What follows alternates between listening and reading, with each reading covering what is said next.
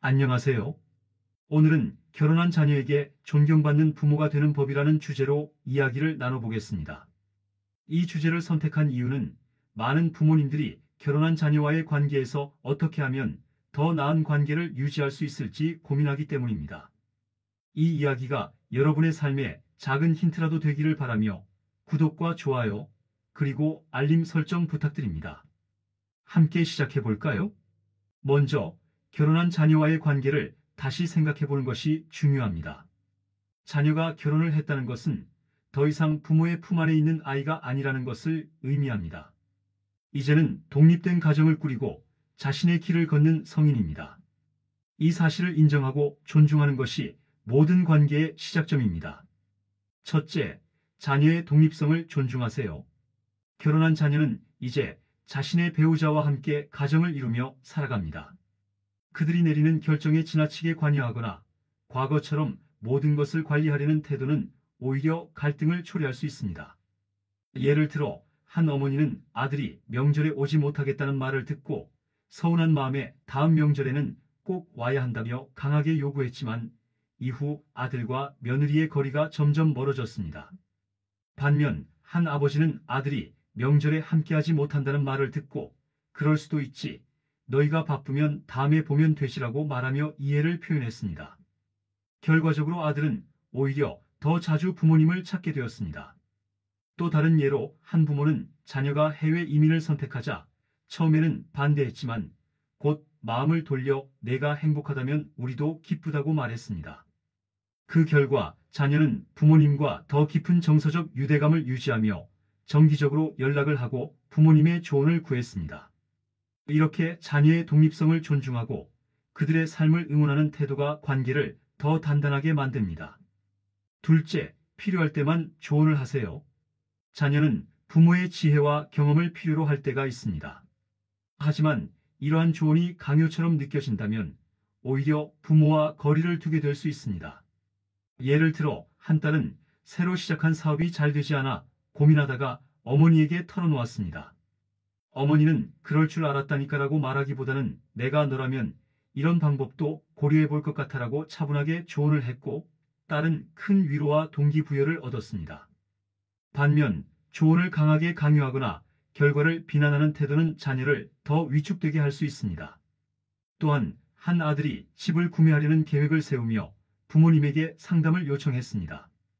부모님은 이 지역은 어떤 점이 좋은지 또 어떤 점은 주의해야 하는지를 구체적으로 설명하며 아들에게 선택의 폭을 넓혀주었습니다. 이처럼 조언은 정보와 선택지를 제공하는 방식으로 이루어질 때 더 효과적입니다. 반대로 우리가 너보다 더 잘 아니까 이렇게 해라와 같은 태도는 자녀의 신뢰를 잃게 만들 수 있습니다. 셋째, 경제적인 지원에 있어서도 균형을 유지하세요. 많은 부모님들이 자녀의 결혼 후에도 경제적인 도움을 주고 싶어 합니다. 물론 필요할 때 도움을 주는 것은 사랑의 표현일 수 있습니다. 하지만 지나친 경제적 지원은 자녀의 독립성을 저해할 수 있습니다. 한 예로 부모님이 결혼한 아들에게 자동차를 사주었지만 이후 유지비와 보험료까지 모두 부담하며 자녀의 독립성을 약화시킨 사례가 있었습니다. 반대로 다른 부모님은 자녀가 자동차를 구매할 때 일정 금액만 지원하고 나머지는 스스로 해결하도록 격려했습니다. 이런 방식은 자녀의 책임감을 키워줄 뿐 아니라 부모님에 대한 감사의 마음을 더 깊게 만들어줍니다. 또 다른 사례로 한 부모님은 결혼한 딸에게 집장만 자금을 일부 지원하며 우리가 이만큼 도와줄 테니 나머지는 내가 계획을 세워 해결해보는 건 어떨까? 라고 제안했습니다. 딸은 이 제안을 받아들였고 이후 자립심이 강해졌을 뿐 아니라 부모님에 대한 존경심도 커졌습니다.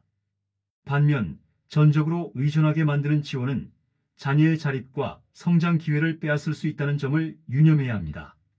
넷째, 자녀의 배우자를 진심으로 대하세요. 자녀의 배우자는 이제 가족의 일원이 되었습니다. 그들을 진심으로 환영하고 이해하려는 노력이 필요합니다.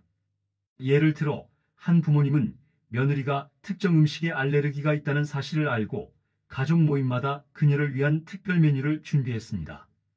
이러한 작은 배려는 며느리에게 큰 감동을 주었고 그녀는 부모님과의 관계에서 더 편안함을 느꼈습니다. 또 한 사례로 한 부모님은 사위가 스포츠를 좋아한다는 사실을 알고 함께 스포츠 경기를 관람하는 시간을 가졌습니다. 이 경험을 통해 부모님과 사위는 더 가까워졌고 자녀는 부모님이 내 배우자를 진심으로 가족으로 여겨주시는구나라고 느꼈습니다. 반대로 배우자를 비판하거나 차별하는 태도는 관계를 심각하게 악화시킬 수 있습니다. 자녀의 배우자를 진심으로 가족으로 받아들이는 자세가 필요합니다. 다섯째, 자신을 돌보는 삶의 모범을 보여주세요. 자녀가 존경하는 부모가 되는 가장 좋은 방법 중 하나는 자신을 사랑하고 자신의 삶을 잘 관리하는 모습을 보여주는 것입니다. 한 예로 은퇴한 부모님이 여행과 독서를 통해 자신의 삶을 풍요롭게 갖고 가는 모습을 본 딸은 부모님처럼 나도 나이가 들어도 활기차게 살고 싶다며 존경심을 표현했습니다. 반대로 자신의 삶을 희생하며 오직 자녀를 위해 살아가는 부모님을 본 자녀는 때로 부담감을 느낄 수 있습니다. 부모님의 행복한 모습은 자녀에게 긍정적인 본보기가 됩니다. 또한 한 아버지는 60대에 새로운 취미로 도예를 시작했고 전시회를 열 정도로 열정을 쏟았습니다. 이 모습을 본 자녀들은 우리 아버지는 정말 멋지다. 나도 부모님처럼 나이가 들어도 배우는 자세를 잃지 말아야지라고 느꼈습니다. 이처럼 부모님이 자신을 위해 무언가를 배우고 성장하는 모습은 자녀들에게 큰 영감을 줄 수 있습니다. 여섯째, 갈등이 생겼을 때 해결하는 방법을 배워야 합니다. 어떤 관계에서든 갈등은 생길 수 있습니다. 중요한 것은 갈등이 생겼을 때 그것을 어떻게 해결하느냐입니다. 예를 들어 한 아들은 부모님이 며느리에게 지나친 기대를 표현하는 것에 대해 불만을 품고 있었습니다. 이에 부모님은 아들과 대화를 나누며 우리가 너희를 이해하지 못했던 것 같다. 미안하다고 사과했고 이후 서로 더 많은 대화를 나누며 관계가 회복되었습니다. 또 한 사례로 한 어머니는 딸과의 갈등이 깊어졌을 때 내가 너를 진심으로 사랑하지만 우리가 서로의 기대를 다르게 이해했나 봐라고 말하며 먼저 마음을 열었습니다. 딸은 어머니의 진심을 느끼고 대화를 이어갔으며 두 사람은 서로를 더 잘 이해하게 되었습니다. 감정적으로 대응하기보다는 문제를 차분히 논의하고 서로의 입장을 이해하려는 노력이 필요합니다. 마지막으로 자녀에게 사랑을 표현하는 것을 잊지 마세요. 자녀가 결혼했더라도 그들에게 부모님의 사랑은 여전히 큰 힘이 됩니다. 한 어머니는 매달 딸에게 짧은 편지를 써서 보내며 내가 우리에게 얼마나 소중한 존재인지 잊지 말라는 메시지를 전했습니다. 딸은 이 편지를 통해 부모님의 사랑을 느끼며 어려운 시기를 극복할 수 있었습니다. 작은 관심과 따뜻한 말 한마디가 자녀의 마음을 따뜻하게 하고 부모에 대한 존경심을 더 크게 만들어줍니다. 또 다른 예로 한 아버지는 아들이 어려운 시기를 겪을 때마다 넌 항상 우리가 믿고 응원하는 사람이라는 걸 잊지 말라고 격려했습니다. 이 말은 아들에게 큰 용기를 주었고 그는 부모님에 대한 깊은 존경을 표현했습니다. 이렇게 사랑과 격려는 결혼한 자녀와의 관계를 더 끈끈하게 만들어줍니다. 이제 오늘의 이야기를 정리해 보겠습니다. 결혼한 자녀에게 존경받는 부모가 되기 위해서는 자녀의 독립성을 존중하고 적절한 거리에서 사랑과 지지를 보내는 것이 중요합니다. 조언을 할 때도 경제적으로 지원할 때도 균형을 유지하며 자녀의 배우자를 진심으로 대하는 태도가 필요합니다. 더불어 자신의 삶을 잘 가꾸는 모습을 통해 자녀에게 긍정적인 본보기가 되어야 합니다. 또한 갈등이 생겼을 때는 차분히 해결하고 항상 사랑을 표현하는 태도를 유지하는 것이 핵심입니다. 오늘 이야기가 여러분에게 도움이 되었기를 바랍니다. 구독과 좋아요, 그리고 알림 설정 잊지 말고 부탁드립니다.